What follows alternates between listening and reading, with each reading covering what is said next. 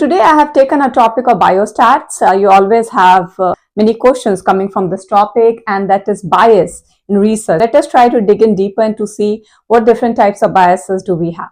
First of all, students, let us see how we define bias. Bias is a process of any state inference trending to produce a result that is departing systematically from the true values. Functional research is usually to examine the relationship between exposure and the outcome and the effect. Various studies are conducted by gathering the data, analyzing and interpreting it. But when we have a bias, we may have the results which are not true. Bias can happen during the collection of the data, analysis, interpretation, publication, or even at the level of reviewing the data that can lead to conclusions that are systematically different from the truth. Bias is going to cause deviation of results or inferences from the truth. A systematic error in the design or conduct of a study is called as a bias. Biases, students, it can happen at different levels, but most of them, however, can be categorized in one of these three general types. Number one is the selection bias, number two is the information bias, and the confounding bias. First of all, let us see, student, what is the first bias here. At the time of recruiting the participants, we can have the selection bias. What is selection bias? Selection bias is actually the non-random sampling or treatment allocation of the subjects that study population is not actually the representative of the target population that you want to study. Most commonly, the type of selection bias we have is the sampling bias. Now, a type of selection bias you have is Burkinsonian bias or Burkinson bias, where the cases and controls are selected from hospitals are considered to be less healthy and have different exposures than the general population. There is another bias, that is selection bias type is attrition bias, where participants lost to have the follow-up will have a different prognosis than those who complete the study. So that's a type of attrition bias. But how we can reduce these biases is by randomization. So all the subjects have equal chances to be selected for a study, and ensure there is a right comparison control or the reference group. For all the studies, we always have an experimental group and the control group.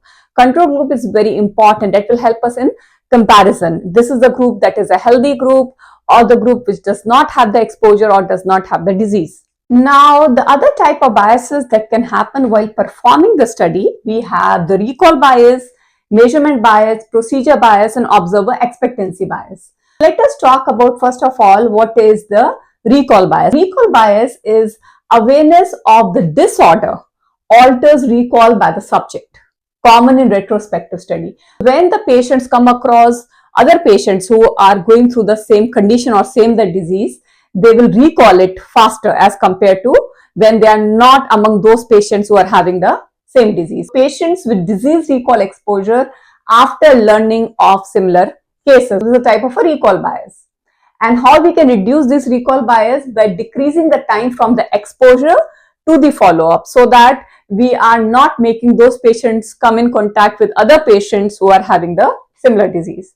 And the next type of bias, students, we have is the measurement bias. Measurement bias is information that is gathered but in systemically distorted manner. Using a faulty automatic sphygmanometer to measure BP, it is going to measure the incorrect BP. Using objective, standardized, and previously tested method of data collection that are planned ahead of time. So that will reduce the chance of developing a measurement bias, or using a placebo group.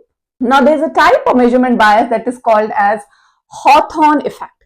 Hawthorne effect is the participants, they are changing behavior upon awareness of being observed.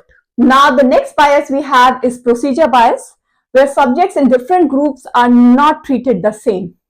So, patient in treatment group, they spend more time in the highly specialized hospital units, that's right, and that can introduce procedure bias in your study. To prevent the procedure bias or even observer expectancy bias, we are doing blinding and use of placebo, reduce influence of participant and researchers on the procedure. We know we have a double-blind study that is very commonly used, where both the researcher and the subjects don't know in which group are they. Are they in the study group or they are in the control group? It's a study group, let's say, which is getting the actual drug to reduce the BP, while the placebo group, the control group, is going to get a placebo, which is like a fake drug. When you have a double blinding, both participant and researchers, they are unaware of the group assignment.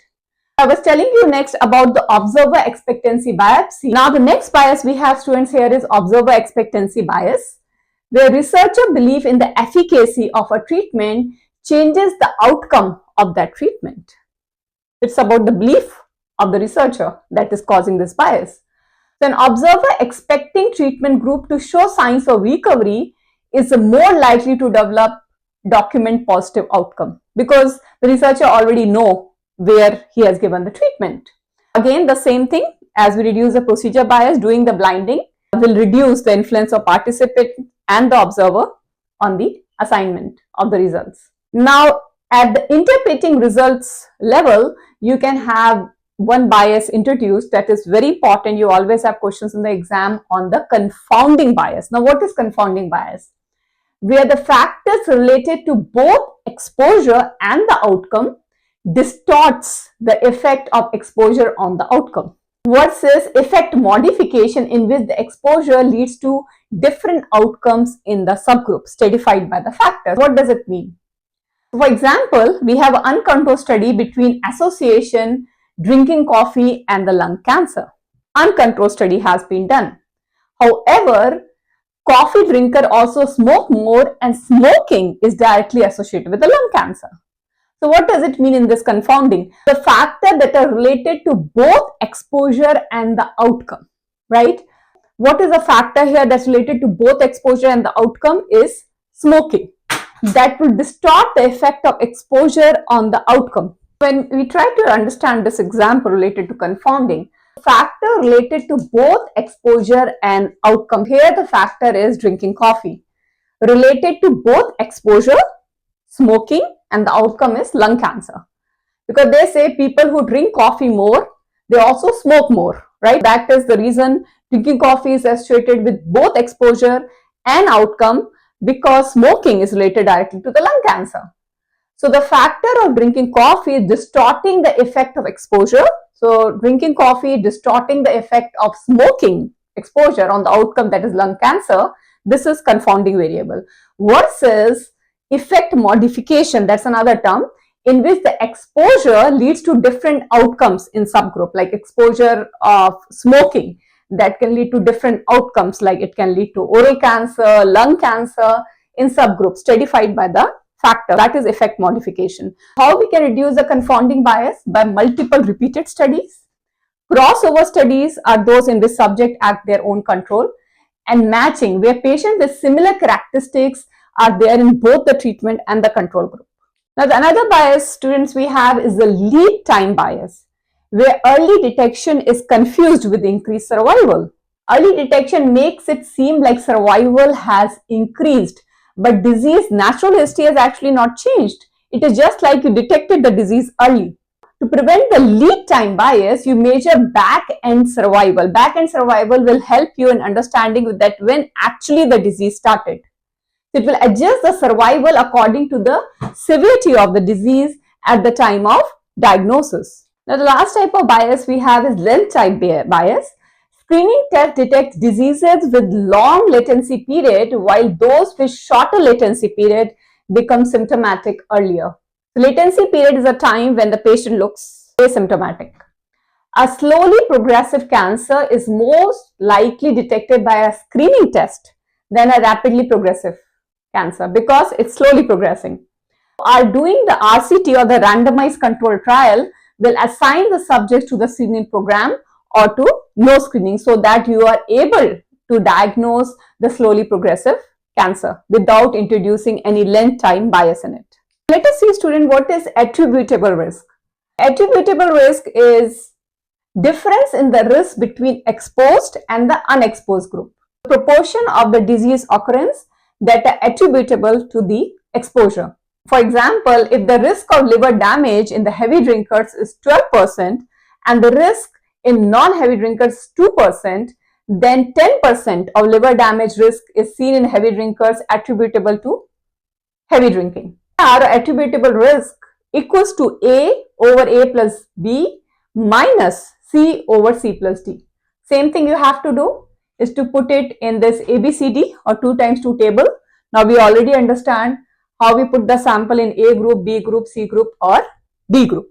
The A group is going to be the one who are drinkers plus and having the liver disease plus plus.